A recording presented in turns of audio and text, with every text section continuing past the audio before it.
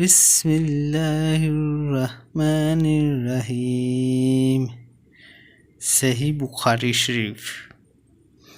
ہم سے خالد بن مخلد نے بیان کیا، کہا ہم سے سلیمان بن بلال نے بیان کیا، کہا ہم سے عبداللہ بن دینار نے بیان کیا، انہوں نے عبداللہ بن عمر رضی اللہ عنہ سے، انہوں نے نبی کریم صلی اللہ علیہ وسلم سے کہ ایک مرتبہ آپ صلی اللہ علیہ وسلم نے فرمایا، درختوں میں سے ایک درخت ایسا ہے کہ اس کے پتے نہیں جھڑتے، اور مسلمان کی بھی یہی مثال ہے، بتلا وہ کون سا درخت ہے؟ یہ سن کر لوگوں کے خیالات جنگل کے درختوں میں چلے گئے۔ عبداللہ نے کہا کہ میرے دل میں آیا کہ بتلا دوں کہ وہ کھجور کا درخت ہے، لیکن وہاں بہت سے بزرگ موجود تھے، اس لیے مجھ کو شرم آئی۔